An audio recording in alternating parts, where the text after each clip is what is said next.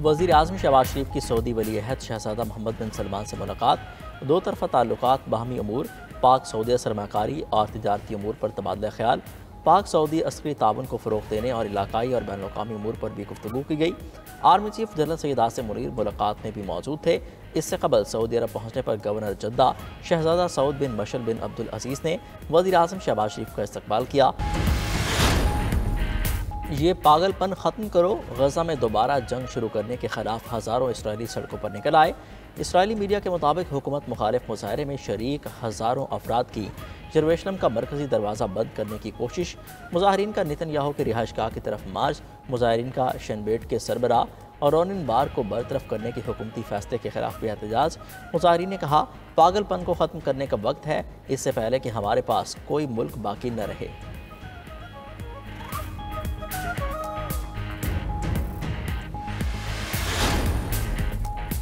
America की Yemen पर फिर बमबारी, मुतादिद शहरी जाम बहक और कई जख्मी हो गए। अमेरिकी जंगी तैयारों ने दारुल हुकूमत सना के करीब फिजाई अड्डे को निशाना बनाया। अमेरिकी सदर ट्रंप का कहना है, हौजियों के मुकम्मल खात्मे तक हमले जारी रखेंगे।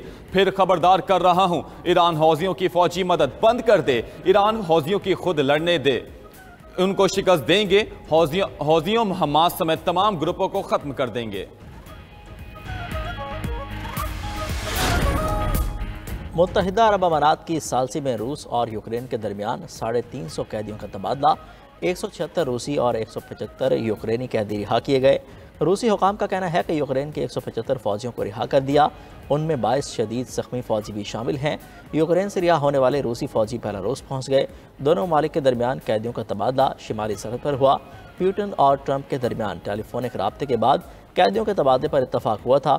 यूक्रेन और रूस के दरमियान 30 रोज़ा जंगबंदी पर इत्तफाक हुआ है।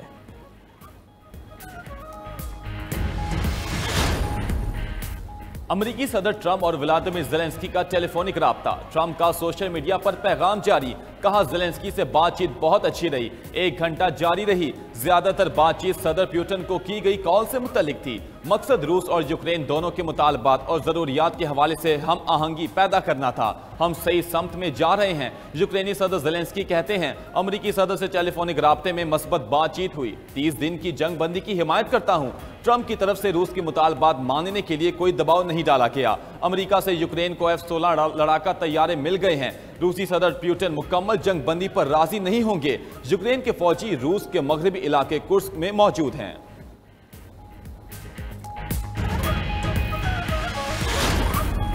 अमेरिका ने ईरान को जौहरी मुआहदे के लिए 2 माह की डेडलाइन दे दी। अमेरिकी मीडिया के मुताबिक ट्रंप ने ईरान को खित्ते में नए सिरे से जौहरी मुज़ाकरात की तजवीज़ की पेशकश की है। ईरान को धमकी दी गई, जौहरी प्रोग्राम जारी रखा तो नताइज भुगतना पड़ेंगे। अमेरिका ने ख़त के मदरजात से इसराइल, सऊदी अरब और UAE को भी आगाह किया।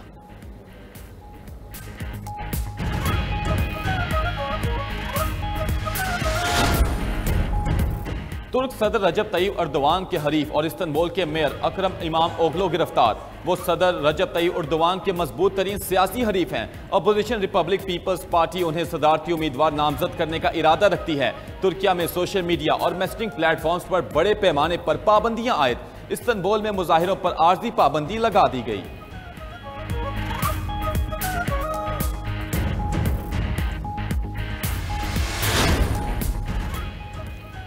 बानी PTI से मुतल्लिक सवाल पर अमेरिका ने रद्द-ए-अमल देने से इनकार। अमरीकी महकमा खारजा के तर्जुमान टैमी ब्रूस ने कहा, किसी दूसरे मुल्क के अंदरूनी मामलात पर बात नहीं की जाएगी। डोनाल्ड ट्रंप और वज़ीर खारजा ने वाज़ेह किया कि हमें कुर्रे अर्ज़ की फ़िक्र है। अमेरिका को अपने पड़ोसियों की परवाह है। हमें इस बात की फ़िक्र है कि दुनिया में क्या हो रहा है। अमरीकी महकमा खारजा की तर्जुमान की अमरीका में दाखिले पर पाबंदियों के लिए मुल्कों की फ़हरिस्त बनाने की तरदीद। कहती हैं, अमरीका में दाखिले के लिए मुल्कों की कोई फ़हरिस्त नहीं बनाई गई। कई दिनों से जिस पर बातचीत हो रही है, ऐसी कोई फ़हरिस्त वजूद में ही नहीं। सदर ट्रंप के हुक्म के तहत अमरीका को महफूज बनाने के लिए वीज़ा अमूर का जायज़ा जारी है। जायज़ा मुकम्मल होने के बाद बयान जारी किया जाएगा।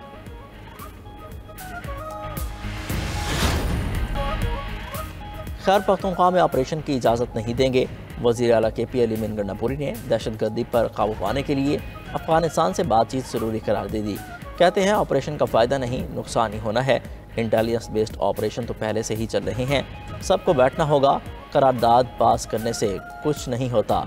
कमर बाजवा से इख्तलाफ हो सकता है लेकिन फ़ौज से नहीं। फ़ौज हमारी है। फ़ौज मजबूत होगी तो पाकिस्तान मजबूत होगा। आर्मी चीफ से ताल्लुकात बिल्कुल ठीक हैं। आर्मी चीफ ने हमारे सूबे के जायज़ हकूक़ को हमेशा सपोर्ट किया। फ़ौज पर तनकीद होती है तो दुख होता है। जब तक बानी जेल में है सियासी इस्तेकाम नहीं आ सकता। आगे बढ़ने के लिए बानी PTI को रिहा करना चाहिए।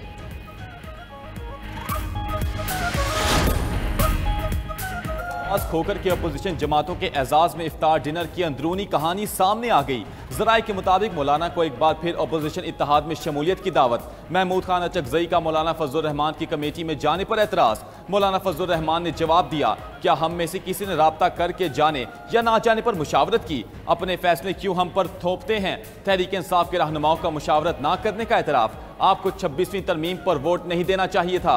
महमूद खान अचकजई की मौलाना से गुफ्तगू। मौलाना फजल रहमान ने कहा, हुकूमत के पास नंबर्स पूरे थे, मन मर्जी की 50 से ज़ायद तरामीम पास करवा लेते। हमने तरामीम का डंग निकलवा दिया जो हमारी कामयाबी है। तहरीक इंसाफ ने तहरीरी मुआहिदा और तहरीरी तौर पर खदशात दूर करने की यकीन दहानी कराई। हमें आप पर एतबार नहीं है। कामरान मुर्तज़ा का हंसते हुए जवाब। मौलाना फजल रहमान ने ईद के बाद पार्टी मुशावरत से जवाब देने का कह दिया।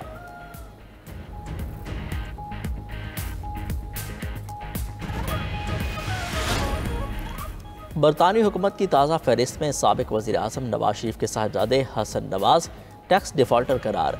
बरतानी टैक्स अथॉरिटी ने हसन नवाज पर 52 लाख पाउंड का जुर्माना आयद कर दिया। हसन नवाज ने साल 2015-16 में 94 लाख पाउंड टैक्स अदा नहीं किया। तफसीलात सरकारी वेबसाइट पर शेयर। कानूनी माहिरीन के मुताबिक चंद माह कबल दिवालिया होने के बावजूद हसन नवाज से जुर्माना वसूल किए जाने का इम्कान है।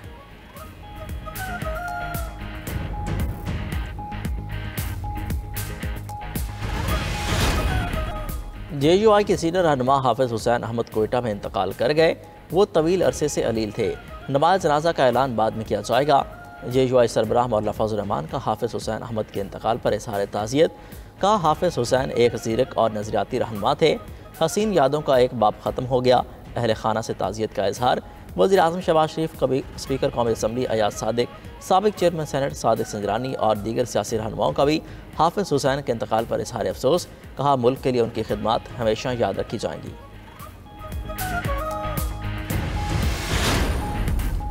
वफाकी हुकूमत का ईद उल फितर की तातीलात का ऐलान। पीर 31 मार्च से बुध 2 अप्रैल तक तातीलात होंगी।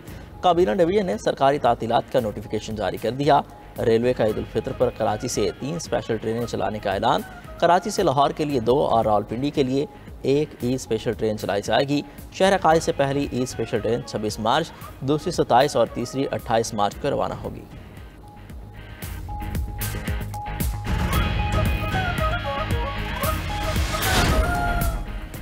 अतालवी जजीरे के करीब कश्ती डूबने से 6 अफराद हलाक, 10 अफराद को बचा लिया गया। 40 तारकीन वतन लापता हो गए। कोस्ट गार्ड्स ने सर्च ऑपरेशन शुरू कर दिया। कश्ती में ट्यूनिस से रवाना होने वाले 56 तारकीन वतन सवार थे। खराब मौसम की वजह से कश्ती को हादसा पेश आया।